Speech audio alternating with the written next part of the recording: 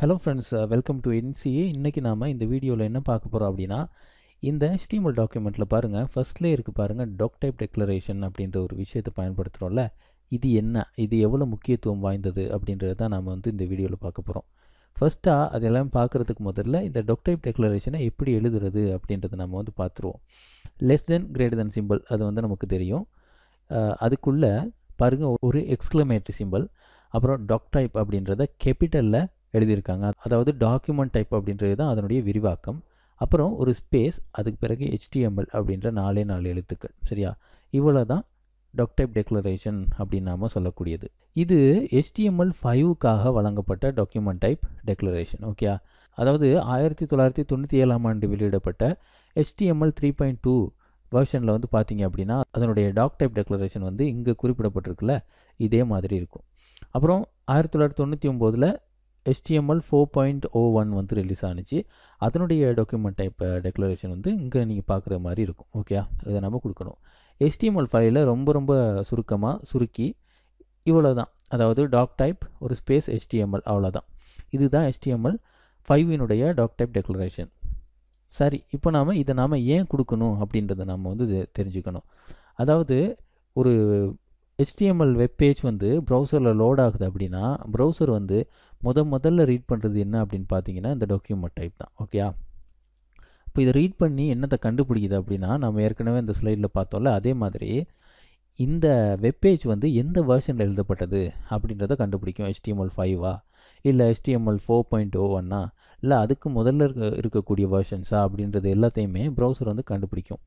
Browser ஏன் கண்டுபிடிக்கணும் அப்படின்னா, நீங்கள் பாருங்கள், ப்ரௌசர் என்ன பண்ணுதுன்னா ஒவ்வொரு வெப் பேஜையும் ரெண்டர் பண்ணி நமக்கு ப்ரௌசரில் அவுட்புட்டாக கொடுக்குது.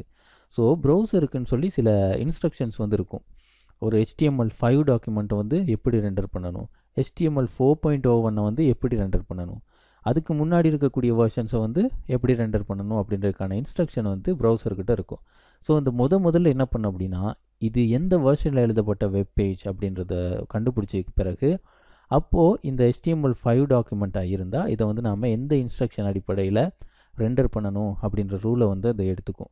ஸோ அப்படி நம்ம இந்த டாக்குமெண்ட்டை இப்போ கொடுத்தோம் அப்படின்னா ப்ரௌசருக்கு ரொம்ப ஈஸியாக இருக்கும் நம்மளுடைய வெப் பேஜஸ் ரெண்டர் பண்ணி காட்டுறதுக்கு. இதை நம்ம போடாமல் விட்டோம் அப்படின்னா அது நமக்கு ஒரு பெரிய பிரச்சனையாக தான் இருக்கும். ஏன் அப்படின்னா, ஒரு சில ப்ரௌசர்ஸ் புரிஞ்சுக்கணும், இருந்தாலும் கூட எல்லா ப்ரௌசர்ஸும் ஒரே மாதிரி பண்ணப்படுறதில்ல. வேறு ப்ரௌசர்ஸ் உலகம் பூரா இருக்கக்கூடிய மக்கள் பயன்படுத்திக்கிருக்காங்க. அதனால் நாம் கண்டிப்பாக என்ன பண்ணணும்னா டாக்குமெண்ட் டைப்பை இங்கே நம்ம கொடுத்துடணும். சரியா? அப்படி கொடுக்காட்டி என்ன ஆகும் அப்படின்னு பார்த்தீங்கன்னா, நான் சொல்கிறேன்ல, HTML ஒவ்வொரு வெர்ஷனுக்கும் ஒவ்வொரு இன்ஸ்ட்ரக்ஷன் இருக்கும். அதை பயன்படுத்தி தான் நம்ம ப்ரௌசர் நம்ம வெப் பேஜை ரெண்டர் பண்ணும் அப்படின்னு நான் சொன்னேன்ல. அந்த மாதிரி நம்ம டாக்குமெண்ட் டெக்ளரேஷன் கொடுக்கல அப்படின்னா ப்ரௌசர் அதை குயிக்ஸ் மோட் அப்படின்னு ஒரு மோட் இருக்குது, அந்த மோடை சூஸ் பண்ணி தான் ரெண்டர் பண்ண ட்ரை பண்ணும். இந்த மோடு என்ன அப்படின்னு பார்த்தீங்கன்னா, ரொம்ப பழைய வெர்ஷன்ஸில் இருக்கக்கூடிய வெப் பேஜஸை ரெண்டர் பண்ணுறதுக்கு பயன்படக்கூடிய ஒரு மோட். அப்போது நீங்கள் பாருங்கள், HTMLங்கிறது இப்போ வந்திருக்கக்கூடிய ஒரு வெர்ஷன். இந்த HTML5ல் எழுதியிருக்கக்கூடிய ஒரு டாக்குமெண்ட்டை நம்ம ரொம்ப பழைய இன்ஸ்ட்ரக்ஷனை வச்சு ரெண்டர் பண்ண ட்ரை பண்ணோன்னா நமக்கு எவ்வளோ கஷ்டமாக இருக்கும் அப்படின்றத நம்ம யோசிச்சு பார்க்கணும். ஸோ அந்த வகையில் தான் இந்த டாக்குமெண்ட் டைப் அப்படின்றது நமக்கு ரொம்ப ஹெல்ப்ஃபுல்லாக இருக்குது. அண்டு ஒரு கேள்வி கேட்கப்படலாம், இந்த டாக்குமெண்ட் டைப் பாருங்கள், less than and greater than சிம்பிளுக்கு இடையில தானே இருக்குது. ஸோ HTML பொறுத்த வரைக்கும் எல்லா டேக்ஸுமே less than and greater than சிம்பிளுக்கு இடையில தான் இருக்குது.